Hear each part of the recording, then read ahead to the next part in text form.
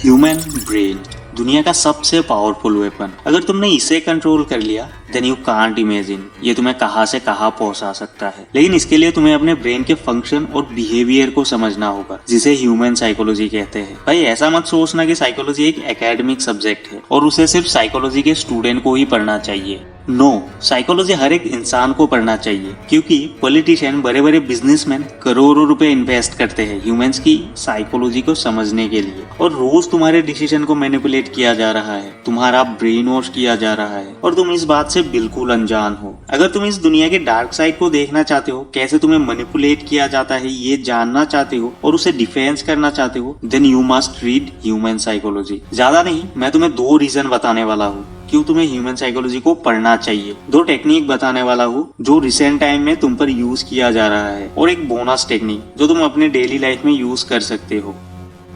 Reason number 1, to better understand yourself. हम सब human क्या करते हैं, एक सर्टेन वे में बिहेव करते हैं। ह्यूमन साइकोलॉजी पढ़ने से तुम अपने थॉट्स, इमोशन, बिलीव्स को अच्छे से समझ पाते हो कि तुम्हारा ब्रेन इसे फंक्शन कैसे कर रहा है। तुम जो हर अलग सिचुएशन में अलग तरीके से बिहेव करते हो, अलग अलग एक्शन लेते हो, ऐसा क्यों करते हो? और जब तुम अपने इस बिहेवियर को कंट्रोल कर लोगे देन कोई भी तुम्हें मैनिपुलेट नहीं कर सकता। तुम इमोशनल होकर कोई गलत फैसला नहीं करोगे, किसी नेगेटिव थॉट की वजह से डिप्रेशन में नहीं जाओगे। तुम्हारे सामने कोई भी सिचुएशन हो तुम उसे पॉजिटिव डायरेक्शन में ले जा सकते हो। कोई भी प्रॉब्लम हो तुम पैनिक ना करके आराम से उसका सोल्यूशन निकाल सकते हो। और ये सब करने के लिए तुम्हें अपने मेंटल सिचुएशन को समझना होगा, खुद को समझना होगा, और उसे तुम सिर्फ ह्यूमन साइकोलॉजी पढ़कर ही समझ सकते हो। अगर मेरी इन बातों पर बिलीव करना मुश्किल लग रहा है तो तुम एक बार गूगल करके देख लो। ह्यूमन साइकोलॉजी के कुछ प्रिंसिपल के मदद से बहुत से लोगों ने अपनी चैलेंजिंग लाइफ को पूरी तरह से चेंज कर दिया। Number 2, to understand the dark side of people and the world. देखो भाई, दुनिया में जितने भी इंसान हैं सबके 2 साइड्स होते हैं, इवन तुम्हारा भी है।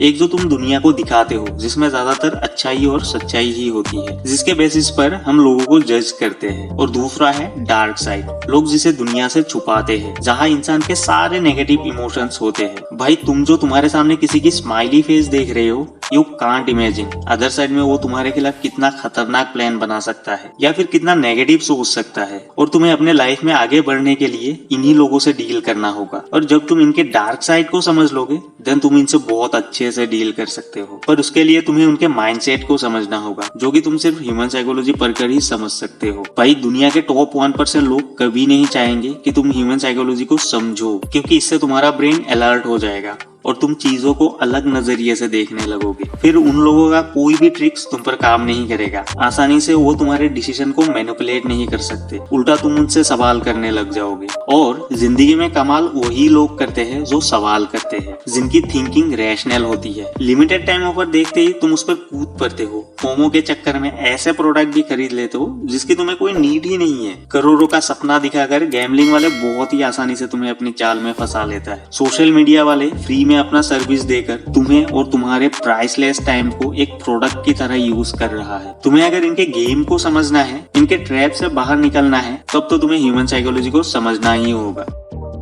नाउ 2 टेक्निक जो अभी तुम पर यूज किया जा रहा है। Number 1, fair mongering. भाई इसे तुम डर का बिजनेस भी कह सकते हो। फॉर एग्जाम्पल, मान लो तुम एक सोसाइटी में रहते हो और उस पूरे सोसाइटी को तुम्हें अपने कंट्रोल में लेना है। उसके लिए तुम क्या करते हो, उस सोसाइटी में रहने वाले सबसे बड़े कम्युनिटी को टारगेट करते हो और उन्हें अलग अलग सोर्स से ये विश्वास दिलाते हो कि दूसरे कम्युनिटी से उन्हें खतरा है और तुम खुद उनके सपोर्ट में हो। और उन्हें ये विश्वास दिलाते हो इस मुसीबत से सिर्फ तुम ही उन्हें बचा सकते हो, जो कि एक्चुअल में एग्जिस्ट ही नहीं करता। फिर क्या, वो कम्युनिटी तुम्हें अपना मसीहा समझ लेता है। एक तरह से वो तुम्हारा गुलाम बन जाता है। जब तुम 70 से 80% पॉपुलेशन को अपने कंट्रोल में कर लेते हो, फिर बाकी के 20-30% ऐसे ही हेल्पलेस बन जाता है। मतलब अब पूरा कंट्रोल तुम्हारे हाथ में है और तुम अपने फायदे के लिए उन्हें जैसे चाहो वैसे यूज कर सकते हो। हिटलर ने भी इसी टेक्निक का यूज करके जर्मनी को अपने कंट्रोल में ले लिया था। अब अगर तुम्हारे आसपास भी ऐसा कुछ सीन हो रहा है तो समझ लो तुम्हें भी मैनिपुलेट किया जा रहा है।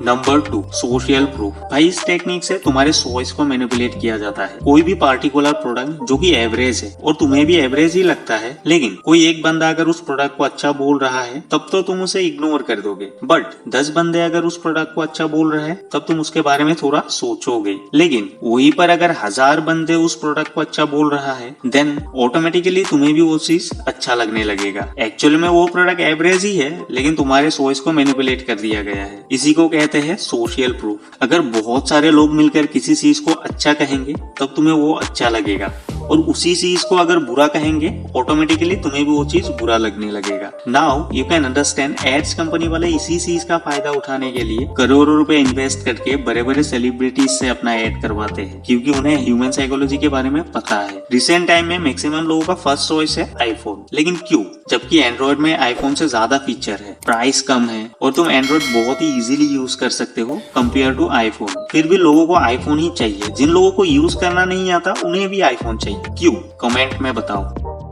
नाउ बोनस टिप्स जो तुम अपने डेली लाइफ में यूज कर सकते हो। सेल्फ एबेसमेंट, यानी अपना खुद का अपमान करना। सुनने में बहुत ही अजीब लग रहा होगा, लेकिन भाई ये तुम्हें बहुत से मुसीबतों से बचा सकता है। लाइक तुम अगर एक स्टूडेंट हो और तुम्हारा रिजल्ट घर वालों के एक्सपेक्ट के मुताबिक नहीं आया, अब तुम्हें पता है तुम घर पहुंचते ही डांट पड़ने वाला है या फिर पिटाई भी हो सकती है। यहाँ पर तुम क्या कर सकते हो? घर पहुंचते ही अपनी खुद की बुराई करना शुरू कर दो। मैं किसी काम का नहीं हूँ, मुझसे कुछ भी ठीक से नहीं होता, खाना वाना सब छोड़ दो। फिर देखो भाई पूरा घर तुम्हें समझाने में लग जाएगा। भाई तुम्हारी गर्लफ्रेंड हो या फिर पार्टनर हो, तुम दोनों के बीच कितना भी लड़ाई हो, उसकी तुम एक बात से जरूर पिघल जाते होगे, जो कि लड़कियां बहुत ज्यादा यूज करती है। मैं बहुत बुरी हूँ ना भाई, ये लाइन सुनते ही मैक्सिमम लौंडे पिघल जाते हैं। फिर उल्टा वो उसे समझाने लग जाता है, नहीं यार मैंने ही ओवर कर दिया था। भाई ये ट्रिक बहुत यूजफुल है, मैंने खुद कई बार यूज किया है। तुम्हें बस सही टाइम पर यूज करना आना चाहिए। भाई मैं तुम्हें 2 बुक्स के नाम बताता हूँ, टाइम मिले तो एक बार जरूर पढ़ना। The loss of human nature and the 48 loss of power. दोनों बुक्स के राइटर है रॉबर्ट ग्रीनी। टाइम मिले तो एक बार जरूर पढ़ना। बाकी वीडियो अच्छा लगा तो लाइक सब्सक्राइब जरूर कर देना। मिलते हैं अगले टॉपिक पे।